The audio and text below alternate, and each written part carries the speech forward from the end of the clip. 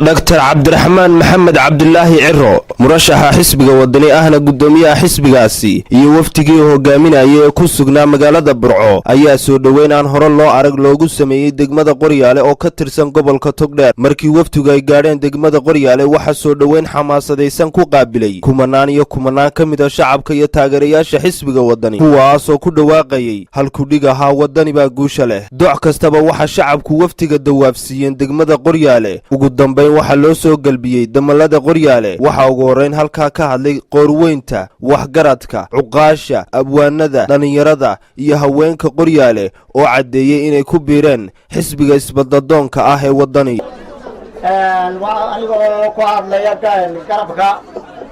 beelweynta Boqor Axmed ee ka soo digarogtay xisbiga kulmiye ee u soo digarogtay xisbiga wadani waxaan kan aan ka iftiiminaya waxa weeyaan markaan nahay beesha markii aanu ku guuldaraysanay xuquuqdii aanu ku lahayn dalka aanu ku lahayn kulmiye aanu ku lahayn ee aanu u soo galnay markii aanu ku guuldaraysanay ayaanu ka digarognay cabdiraxmaan codka waanu ka iibinaynaa markaanu beeshaanay waanu ka iibinaynaa waxaanu kaga iibsanaynaa inaanu ku helo wixii aanu xaq lahay waxaanu u sheegaynaa cabdiraxmaan inaan cid kiish ugu jirta xisbiga kulmiye oo kiish loogu sido marba looga soo shubayaa aanay jirin xisbiga waxaa noola socdaa hogaamiyihii qaaliga ahaa ee xirsi cali xaaji xasan waxaa kaloo ku xiga siyaasiga maanta siyaasadda haddaanu Abubakar Axmed banahay noogu jira ee Maniir Axmed Cigaal oo aanu ku ballanay cabdiraxmaan inuu furaa madaxtooyada noogu dhiibo gabigiisa waxaan idin sheegayaa badda dadka jeel buu ka soo baxay oo jeel buu ku jeelkii baanu soo jebinay waxaan anagu reerka yidhi geel annagaana wax ku faanaan laana gudoomiyaha madaxweynaha mustaqbalka ahna musharaxa madaxweyne waxaan u sheegaynaa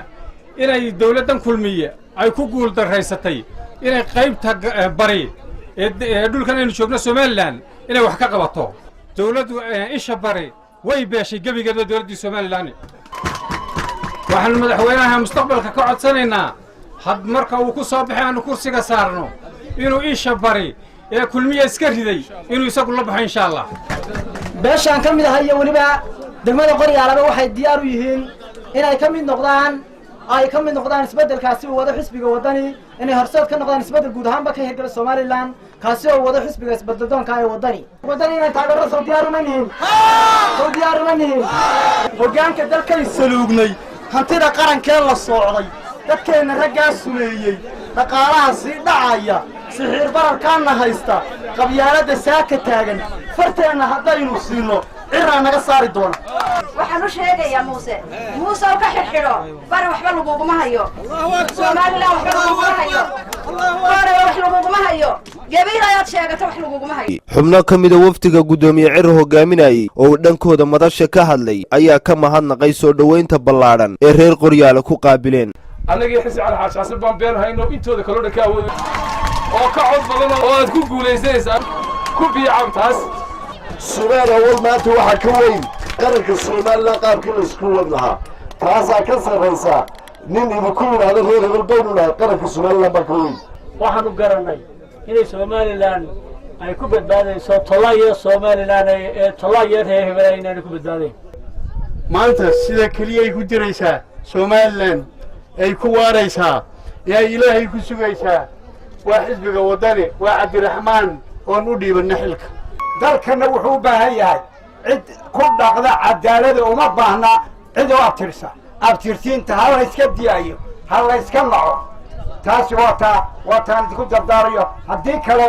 meel dheer baydu ka dooni in xamar u yaacda in meel kale u yaacda cadaaladda iyo waxa inoo ballan inaynu mid ahaano oo laynoo kala sheegay ugu dambeyn waxa madasha soo afmeeray murashaxa xisbiga wadani Cabdiraxmaan Maxamed Cabdilaahi Ciro iyo hogaamiyaha xisbigaasi Xirsi Cali Xaaji Xasan iyagoo ka mahadnaqay soo dhaweynta ballaaran ee loo sameeyay waxaanay boogaadiyeen ardayda kaalmaha hore ka galay imtixaanaadkii shahaadiga ahaa ee sanadkan talow dadka kule uu khasban yahay oo cid buu u khasban yahay oo cid baa kule waxa la yiraahdo hagbad talow xagee dadka ku sheegayaan waxay ku sheegayaan kulmiyaan awood kala haynin oo propaganda iyo huwaayibiye mooyaane awood kama hayo deegaanka waa ogtihiin ilaa 5,000 iyo googola iska diiwaan galay qoryaada soo maaha waa halkan 2,000 iyo googola 3 ku dad ku dhow soo may joogin soo dadkii halka dadka muuqanaya ma lahayn dee dadkii waa kaa dadkii waa arkaysaana waa kaa gaar ahaanna waxaan ugu ambaleynayaa beesha Boqor Axmed ku soo beertay maanta waxa weeye wadani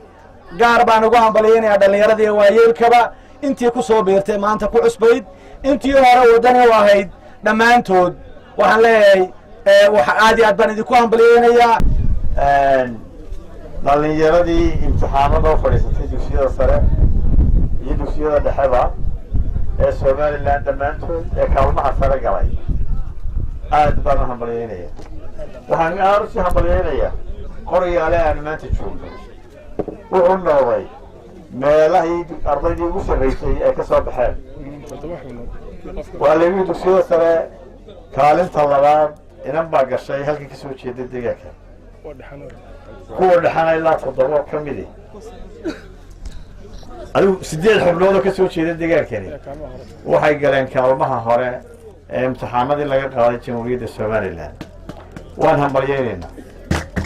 xisbi mucaaradana noo jecel ka farxino dhalinyarada waan halkan si farxadooda loo qaybsano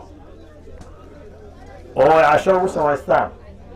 waxaan ugu deeqaynaa $1,000 haddii Ilaahay ka dhigo si kastaba ha ahaatee iyadoo ay kaabiga inagu soo hayso doorashadii madaxtooyada Somaliland ayaa waxayse soo taraya taageerayaasha cududda leh ee ku biiraya xisbiga wadani waxaana soo dhaweynta degmada Qoryaale lagu sameeyay xisbiga wadani lagu sifeeyay u quusgoynta xisbiga kulmiye iyo xukuumaddiisa Axmed Kaafi Salebaan Carab Bulsha TV Burco